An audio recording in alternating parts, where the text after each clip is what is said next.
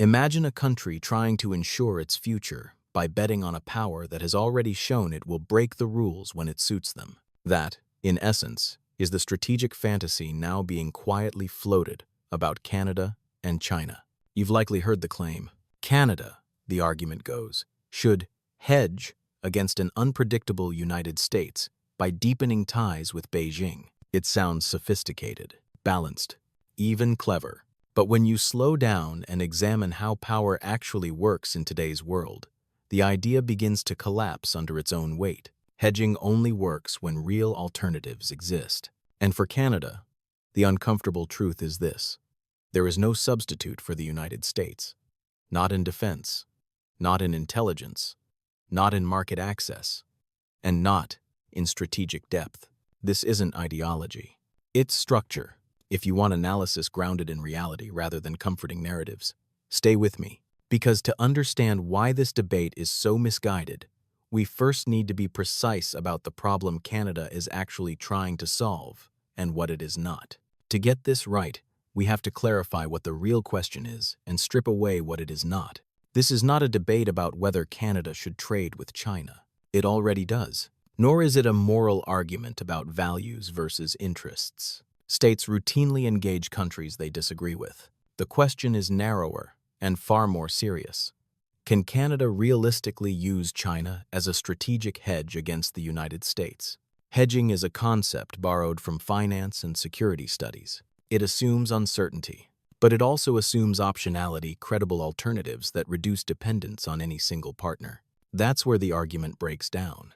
Canada's exposure to the United States is not a policy choice that can be recalibrated at will. It is the product of geography, decades of institutional integration, and deeply embedded economic and security systems. By contrast, engagement with China remains transactional, asymmetric, and politically conditional. Treating these two relationships as comparable levers misunderstands the nature of both. And to see why this asymmetry matters, we have to look backward at how Canada's most important relationship was actually built. To understand why Canada cannot simply rebalance, you have to look at how the Canada-US relationship was formed not rhetorically, but structurally. This relationship was not designed, it evolved. Over decades, trade barriers fell, standards converged, and supply chains fused.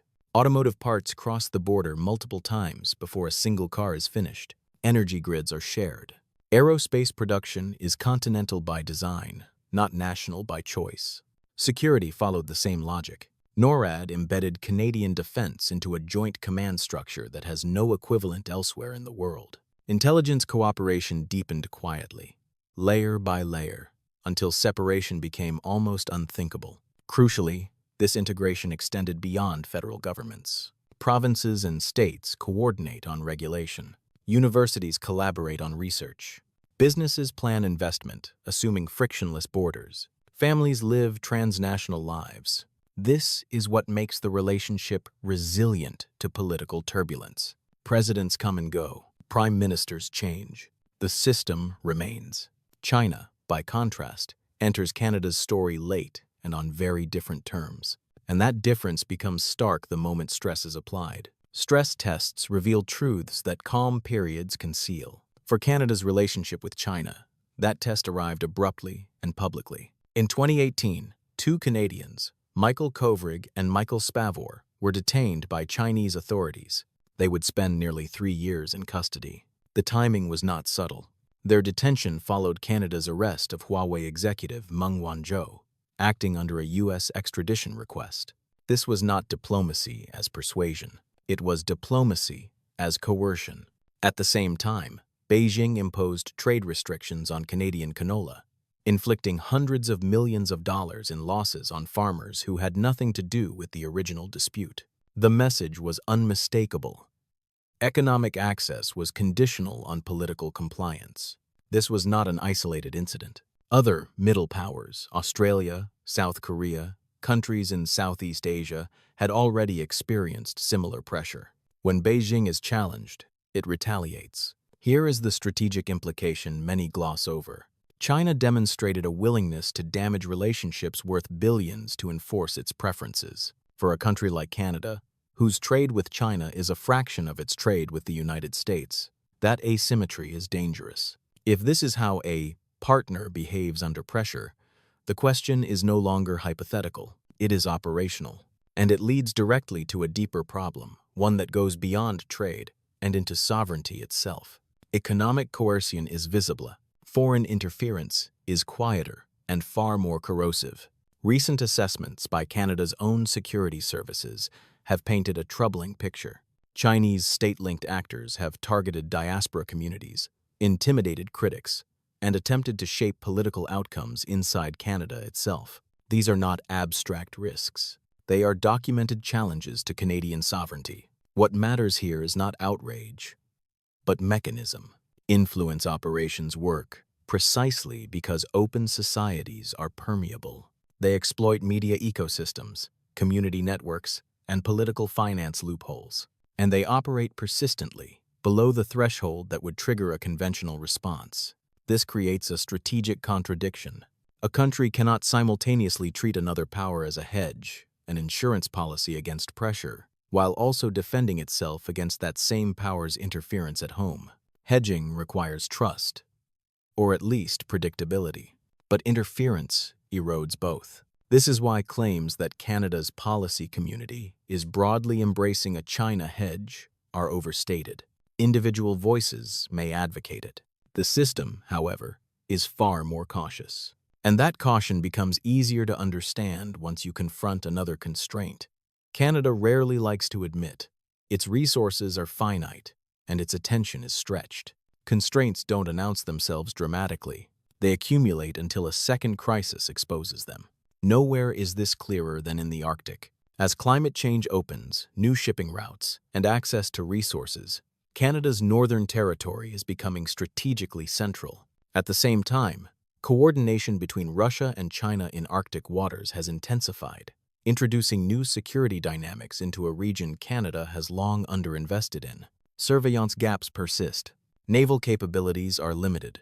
Infrastructure is sparse. These are not theoretical shortcomings. They define what Canada can and cannot credibly defend. Here's the tension. Every strategic ambition carries an opportunity cost. Resources devoted to symbolic global engagement are resources not spent on Arctic monitoring, continental defense, or counter-interference capabilities. And yet, Canada's foreign policy discourse often assumes unlimited bandwidth. Engage China deeply. Expand in the Indo-Pacific. Reassert leadership globally. Reality is less forgiving. A middle power cannot pursue every theater with equal intensity, and pretending otherwise dilutes effectiveness everywhere. This is the second rupture. Not a crisis imposed from outside, but one created internally by a mismatch between ambition and capacity. Once you see that mismatch, a more grounded path forward begins to emerge. One that reframes what engagement should actually look like, and for whom. The question then is not how Canada can extend itself to every great power, but how it can secure meaningful engagement where its interests are most directly at stake. For the Indo-Pacific, opportunities do exist. Canada's 2022 Indo-Pacific strategy identified key partners: Japan, South Korea, ASEAN nations, and India. These partnerships offer tangible benefits: trade diversification, security cooperation, and multilateral engagement without the pitfalls of trying to balance between the US and China. Similarly, Latin America presents opportunities for deepened economic ties. Canada's relationship with Mexico, enhanced under the USMCA, is a prime example. Brazil, Chile, and Colombia represent untapped potential for Canadian commerce in the region. Aligning with the U.S. national security strategy on this front is not an act of defiance, it's a shared strategic interest. The bottom line: Canada doesn't need to hedge with China. It needs to redefine what middle power means in the 21st century. This is not about ideological purity or outflanking the U.S. on the global stage. It's about making choices and making them wisely. Where should Canada contribute meaningfully? What regions align with its strengths and limitations? Canada's challenge is not to search for new great power patrons, but to engage in a way that maximizes its unique position, prioritizing security, economic resilience, and cooperative relationships. It's about rethinking the global engagement model, not reinventing it. Canada doesn't need to hedge against the US with China. Instead, it can lead globally by strengthening ties with like-minded allies and prioritizing those relationships that will yield real, tangible benefits for Canadian interests. By focusing on regions and issues where Canada's contributions are meaningful, it can strengthen its role on the world stage without relying on unreliable partnerships. The future is shaped by choices. A good scenario for Canada: stronger ties with allies, increased focus on Arctic defense, and engagement in global issues that matter most to Canadians.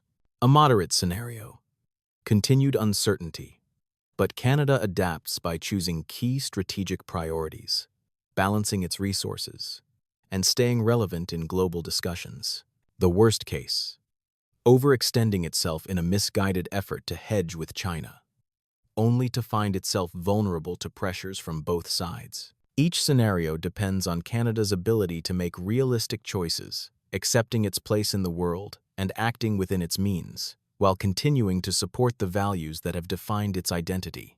In conclusion, the strategic path forward for Canada is clear: realism over wishful thinking. Canada's deep integration with the United States, coupled with China's demonstrated unreliability, underscores a simple truth: there are no viable alternatives to American partnerships in the key areas of defense, intelligence, and market access.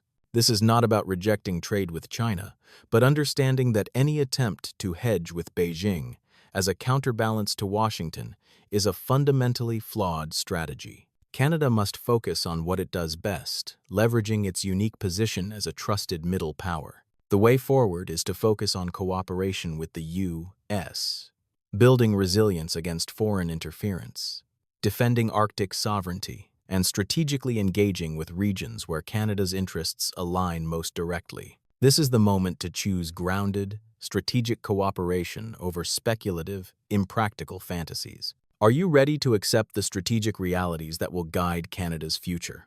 Because only then can Canada truly harness its influence and secure its long-term interests in a complex, interconnected world.